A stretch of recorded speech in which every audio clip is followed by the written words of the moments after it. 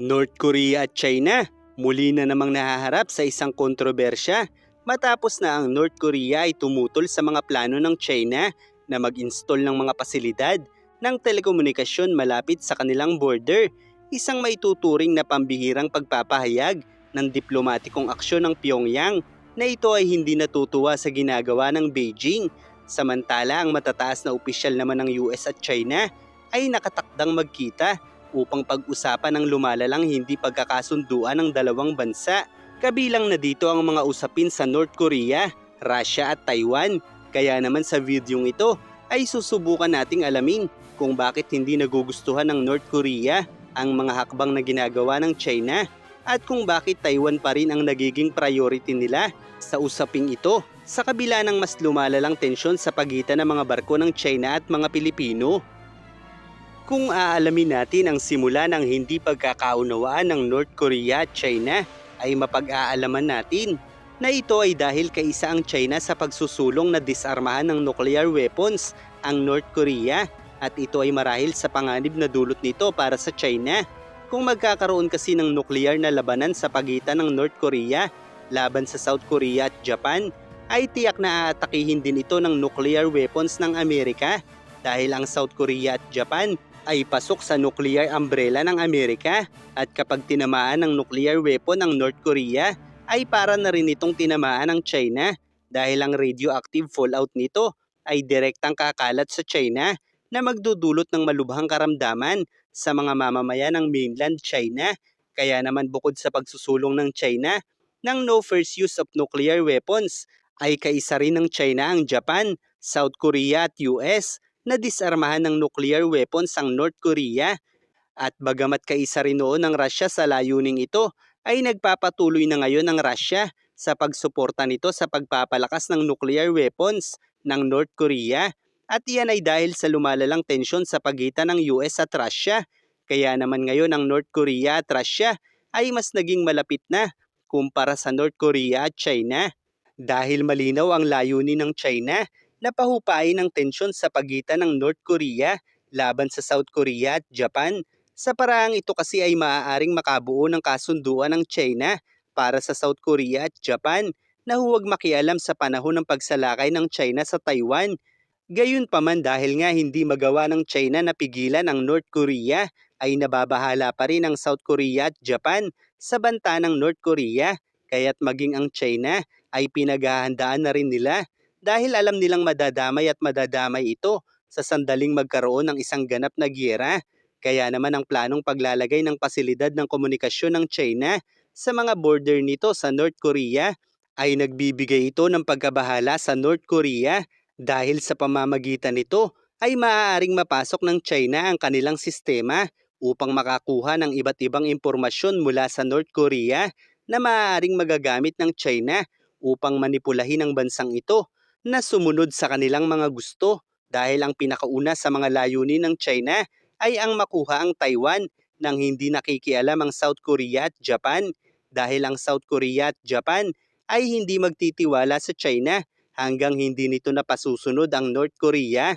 At sa nakatakdang pagkikita ng National Security Advisor ng US at Foreign Minister ng People's Republic of China ay ipinahayag ng China ang prioridad nito sa pakikipag-usap sa US sa issue ng Taiwan. Sa madaling salita ay nakasentro pa rin ang China patungkol sa issue ng Taiwan at hindi gaanong binabanggit ang issue ng Pilipinas at China. Kaya naman dito ay malinaw na tanging sa Taiwan na lang pinakanababahala ang China para sa maaaring itulong ng US at iyan ay dahil malinaw sa China na ang mga opisyal ng gobyerno sa Pilipinas ay hindi papayagang makisali ang US sa mga tensyong nagaganap sa pagitan ng dalawang bansa dahil sa kabila ng paulit-ulit na iniaalok na tulong ng US sa Pilipinas ay nananatili ang desisyon ng matataas na opisyal ng bansa na tanggihan ang iniaalok na tulong ng mga ito. At kahit pasunod-sunod at lantaran na ang ginagawang agresyon ng China ay wala pa ring ipinahahayag ang matataas na opisyal ng ating gobyerno kundi ang pagkundi na lamang sa mga Chino habang ang mga frontliners ng PCG at AFP ang sumasalo ng kahihiyang ito dahil hindi sila pinapayagang gumanti sa mga Chino. At tila nga ay wala talagang plano ang matataas na opisyal ng ating tanggulan na tanggapin na ang iniaalok na tulong ng mga Amerikano. Kaya naman kampante ang China sa kabila ng lumalalang tensyon na ito habang patuloy naman silang nababahala sa maaaring tulong na ibigay ng US sa Taiwan dahil ang Taiwan bagamat maliit, ang kanilang mga opisyal ay palaban. Kaya't natatakot ang China na kapag dito na nag-alok ng tulong ang US, ay hindi na ito tanggihan pa ng Taiwan. Si Jake Sullivan, ang National Security Advisor ng US, ang nakatakdang makipagkita sa Foreign Minister ng China, kung saan si Jake Sullivan rin ang nag-aalok ng tulong sa Pilipinas sa mga nakaraang buwan na samahan na nito ang Pilipinas sa mga resupply mission nito sa West Philippine Sea. Ang trabaho ng US National Security Advisor ay magbigay ng payo sa Pangulo ng Estados Unidos tungkol sa mga isyu ng pambansang seguridad at pamahalaan ng mga estratehiya at polisiya na may kinalaman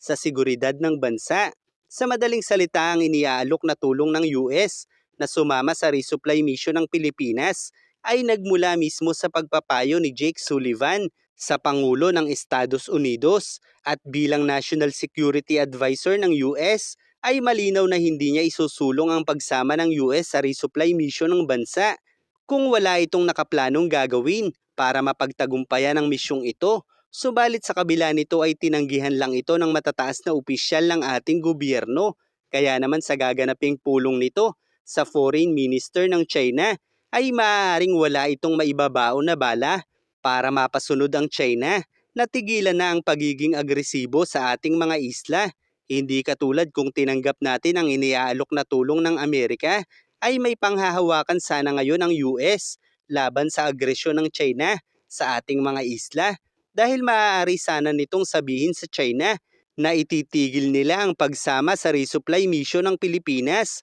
kung mangangako ang China na hindi ito gagamit ng agresibong aksyon laban sa mga barko ng Pilipinas. Pero paano pa nga ba sasabihin ito ng US kung ang matataas na opisyal na mismo ng ating tanggulan ay tila kontrolado na ng China? Kaya't kahit anong karahasan ngayon ang ginagawa nila, ay tameme pa rin ang matataas na opisyal ng ating tanggulan. Kung kaya't kampante ang China na hindi makasasagabal ang US sa mga ginagawa nila sa West Philippine Sea. Kaya't ngayon ang sentro ng kanilang usapan ay patungkol na lang halos sa North Korea at Taiwan. Kaya't patuloy na nababahala ang North Korea sa mga aksyong ginagawa ng China,